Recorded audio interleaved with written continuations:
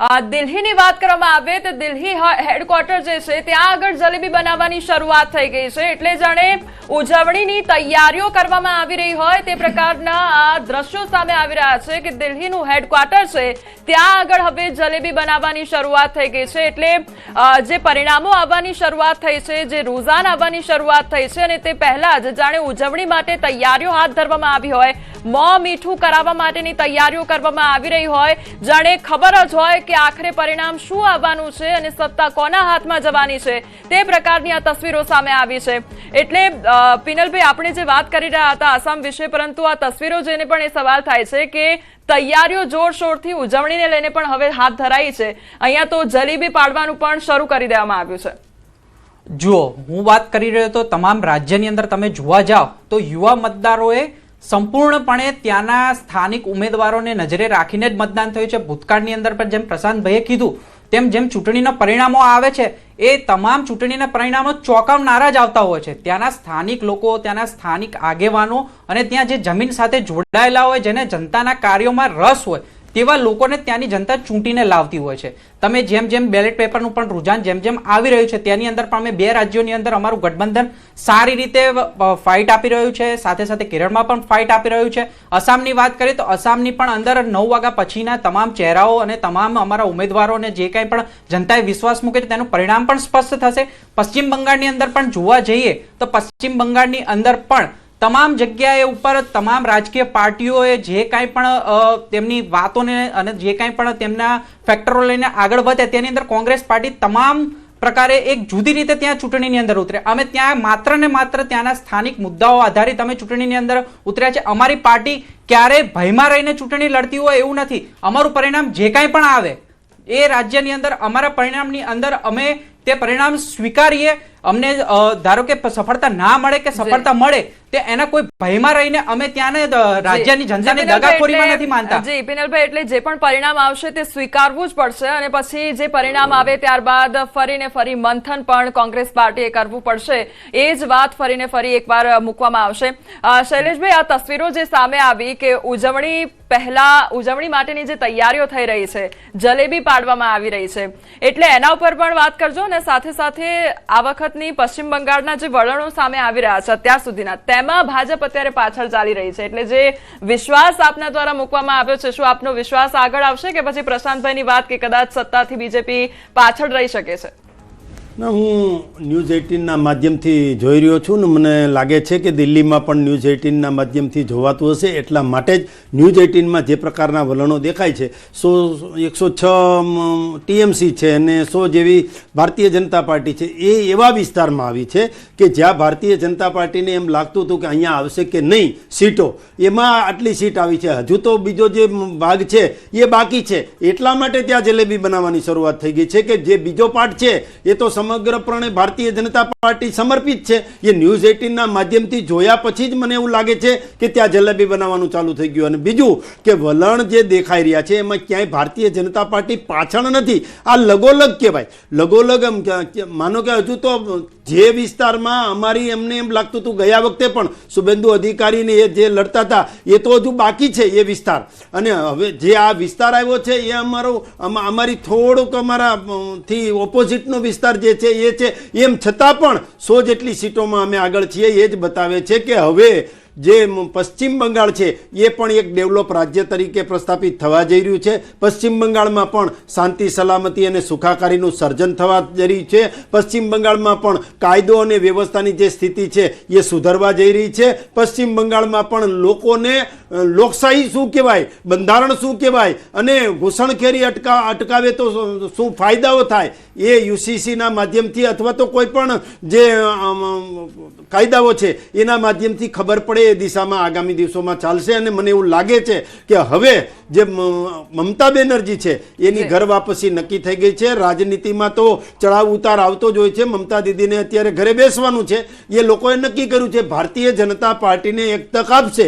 એક તક આપવા પછી ભારતીય જનતા પાર્ટી કઈ રીતે કામ કરે છે, અમારા મુખ્યમંત્રી શ્રી કઈ રીતે કામ કરે છે, સરકાર કેવું કામ કરે છે, વિકાસનું મોડલની વાત કરી છે, તો જે કહ્યું છે એ કરે છે કે નહીં, જેટલું બોલ્યા છીએ એ પાળ્યું છે કે નહીં, અમે પણ અમારી પણ વાત કરું છું, જ્યારે ચૂંટણીમાં જઈએ ત્યારે જુમલાઓ આપતા હોય છે ને પછી જુમલાઓ પાળવામાં નથી આવતા. જે રીતે 15,000ની વાત હતી ને 2,000ની વાત હતી ને આવી બધી વાતો, મફત અનાજ આપવાની વાત હોય કે દેણું માફ કરવાની વાત હોય, આવી બધા જુમલાઓ કરતા હોય. પણ ભારતીય જનતા પાર્ટી જે બોલે છે એ કરે છે અને જેટલું કરવાનું હોય એટલું જ બોલે છે. એટલે આપ જે ફ્રીબી સ્ટ્રેટેજીની વાત કરી રહ્યા છો કે ટીએમસી દ્વારા એ મુદ્દાઓ મૂકવામાં આવતા હોય છે, પરંતુ બીજેપીની તો એ જ સ્ટ્રેટેજી રહી છે અને તેની વાતો કરવામાં આવતી હોય છે. એટલે એ પાર્ટી દ્વારા પણ કઈ અલગ વાતો કરવામાં આવી રહી છે? જો એમના દ્વારા શું વાત કરી છે એ નથી ખબર, પણ ભારતીય જનતા પાર્ટી તો વિકાસમાં માનનારી પાર્ટી છે. સર્વનો વિકાસ કઈ રીતે થાય, સર્વગ્રાહી, સર્વસ્પર્શી અને સર્વસમાવેશક સરકાર કઈ રીતે ચાલી શકે એ દિશામાં અમે ચાલવાના છીએ. અને સાથે સાથે મારે એ પણ કહેવું છે કે ત્યાં પશ્ચિમ બંગાળમાં પણ સૌનો સાથ, સૌનો વિકાસ, સૌનો વિશ્વાસ અને સૌનો પ્રયાસ, આ પ્રકારની સરકાર ચાલે એવું અમે કરવાના છીએ. જી, એક જે વલણો સામે આવી રહ્યા છે તેના પર પણ એકવાર નજર કરી લઈએ કે પશ્ચિમ બંગાળમાં આખરે કયા પ્રકારની પરિસ્થિતિ છે. કેરળની વાત કરીએ તો કેરળમાં પણ પરિણામનો જે માહોલ છે તે આખો જામ્યો છે. ડાબેરીઓ અને કોંગ્રેસ ગઠબંધન વચ્ચે જંગ જોવા મળી રહી છે. ત્યારે કેરળમાં યુડીએફ અને એનડીએ પણ મેદાનમાં છે અને કાંટાની ટક્કર જોવા મળી રહી છે. કેરળમાં પણ પરિણામનો જે માહોલ છે તે આખો જોવા મળી રહ્યો છે. પ્રશાંતભાઈ, આપની પાસે આવવા માંગીશ. પુડુચેરીની પણ વાત કરી લઈએ, ત્યાં પણ ખરાખરીનો જંગ જોવા મળી રહ્યો છે. એનડીએ અને કોંગ્રેસ ગઠબંધન વચ્ચે કાંટાની ટક્કર જોવા મળી રહી છે અને પુડુચેરીમાં ખરાખરીનો જંગ જામ્યો છે. એક એક બાદ એક તસવીરો સામે આવી રહી છે. એક તરફ દિલ્હીની વાત કરીએ તો દિલ્હીમાં ઉજવણીની તસવીરો કે જ્યાં જલેબી પાડવામાં આવી રહી છે.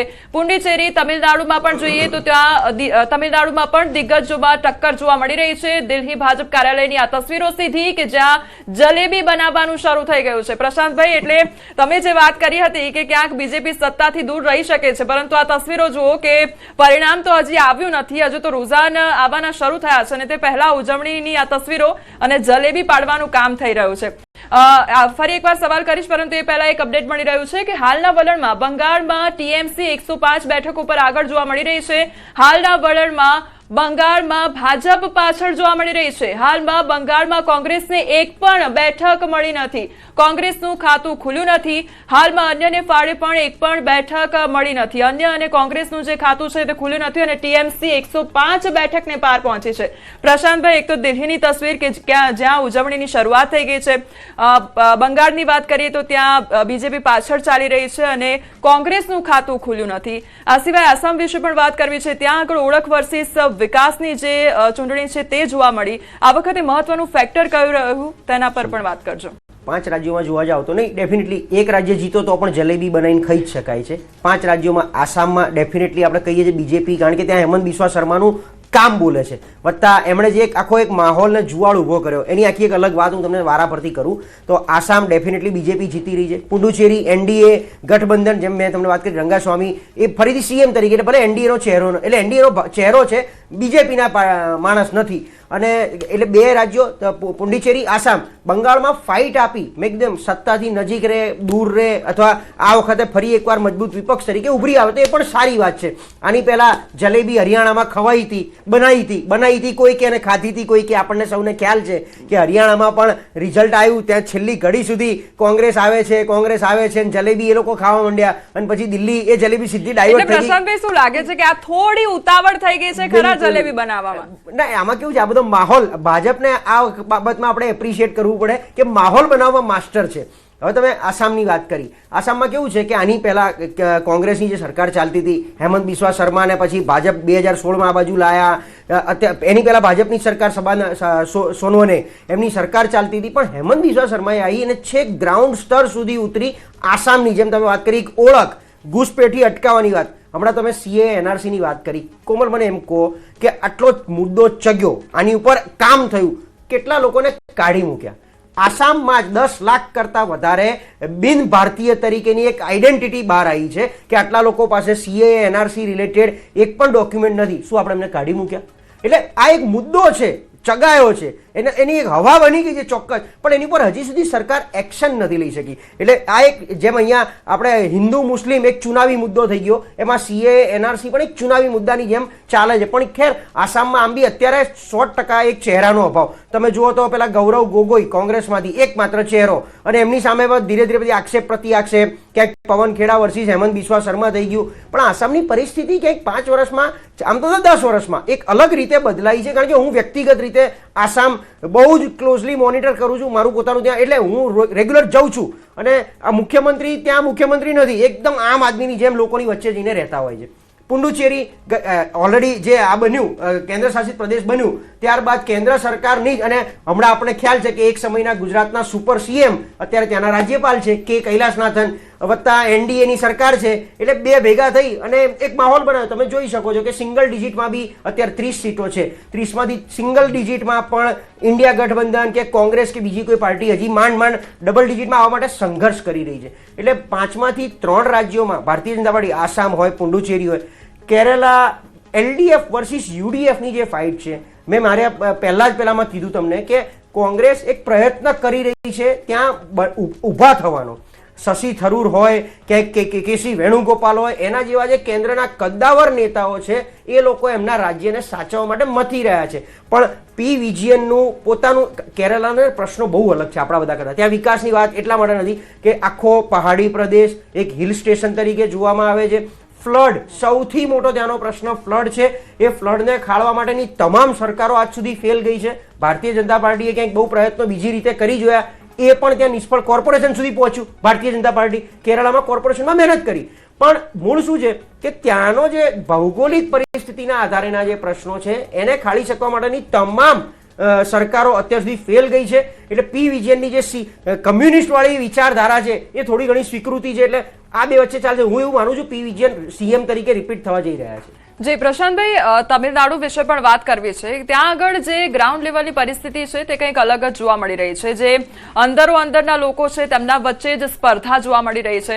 એટલે અહીંયા જે મૈત્રીની વાત થતી હોય છે, તે મૈત્રી શું માત્ર ટોચ સુધી જ સીમિત છે અને અંદર ડખો ચાલી રહ્યો છે? ત્યાંની પરિસ્થિતિ વિશે આપનું શું કહેવું છે? બિલકુલ. DMK આપણે સૌ જાણીએ કે સ્ટાલિન અને એમના પુત્ર તરફથી થતો સંપૂર્ણ વાણી વિલાસ, ધર્મ આધારિત રાજનીતિને ક્યાંક ભાગલા પાડવાનો જે એમણે પ્રયત્ન કર્યો, પણ તો બી ત્યાં કેમ સ્વીકાર્ય છે કે સાઉથ ઇન્ડિયાના 6 થી 7 જે સ્ટેટ છે એ લોકો હજી પણ દ્રવિડ સંસ્કૃતિ, ક્યાંક ને ક્યાંક પેરિહાર થિયરી, અને ત્યાં આખી એક અલગ રાજકારણને ચલાવવામાં આવે છે. અને સાઉથ એ આખા દેશ પર ધીમે ધીમે ક્યાંક ને ક્યાંક એમનો પ્રયત્ન જે છે કે અમે અલગ થઈ જઈશું તો તકલીફ પડશે. અને આ વખતે જે SIR વત્તા મહિલા અનામતને લઈને જેની વાત કરવામાં આવી, તો જોયું તમે સ્ટાલિને એનો વિરોધ કર્યો.